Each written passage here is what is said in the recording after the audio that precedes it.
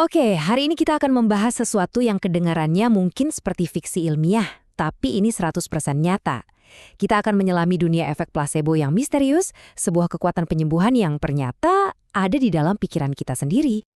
Coba bayangkan ini, bisakah sebuah pil yang isinya kosong, nggak ada bahan aktifnya sama sekali, membuat Anda merasa lebih baik? Dan yang lebih aneh lagi, gimana kalau Anda tahu pil itu palsu? Nah, pertanyaan inilah yang bikin para ilmuwan garuk-garuk kepala selama bertahun-tahun. Yuk kita bedah bareng-bareng.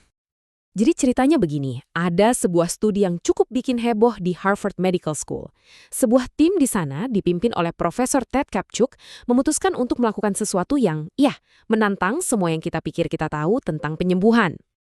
Dan disinilah bagian paling gilanya.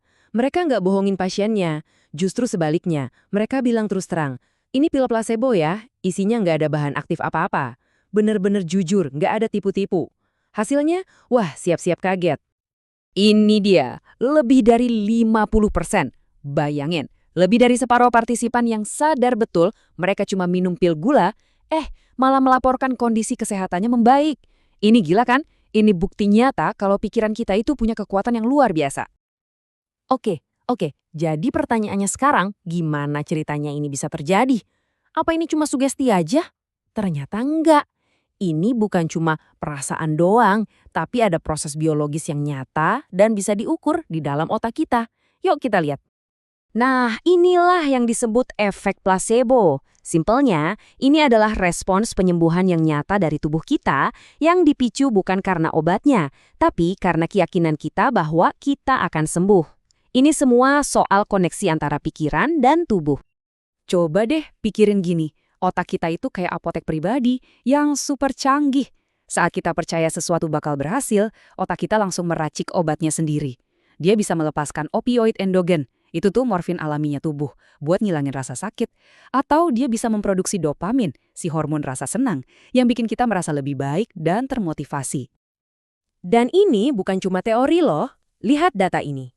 Ada studi di tahun 2016 untuk pasien nyeri punggung kronis.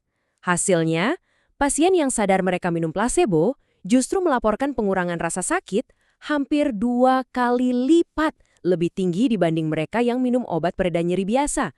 2 kali lipat, cuma modal keyakinan. Tapi ada tapinya. Keyakinan itu kan kayak koin, punya dua sisi. Kalau sisi positifnya bisa menyembuhkan, gimana dengan sisi negatifnya? Apa yang terjadi kalau ekspektasi kita justru buruk? Nah, ini dia kembaran jahatnya placebo, efek nocebo. Kalau placebo itu ekspektasi positif yang membawa hasil positif, nocebo itu kebalikannya. Ekspektasi negatif yang membawa hasil negatif. Cuma karena kita mikir sesuatu bakal bikin kita sakit, beneran jadi sakit. Padahal zatnya nggak berbahaya sama sekali. Nah, karena kekuatan pikiran ini bisa menyembuhkan tapi juga bisa membahayakan, makanya penelitian medis itu nggak bisa sembarangan. Harus ada aturan main yang super ketat. Ini semua demi melindungi para partisipan. Jadi, gimana caranya para ilmuwan bisa meneliti hal sekuat ini dengan aman? Nah, mereka punya panduan, semacam kerangka etika yang berlaku di seluruh dunia. Pada dasarnya ada 3 pilar utama. Pertama, menghormati martabat manusia. Artinya setiap partisipan harus dihargai dan punya hak untuk memutuskan. Kedua, berbuat baik.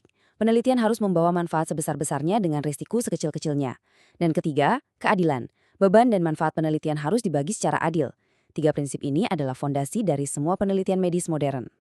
Dan ini bukan cuma aturan di luar negeri ya. Di Indonesia pun kita punya aturan main yang jelas. Semua prinsip tadi itu dituangkan secara resmi dalam pedoman dari Kementerian Kesehatan kita.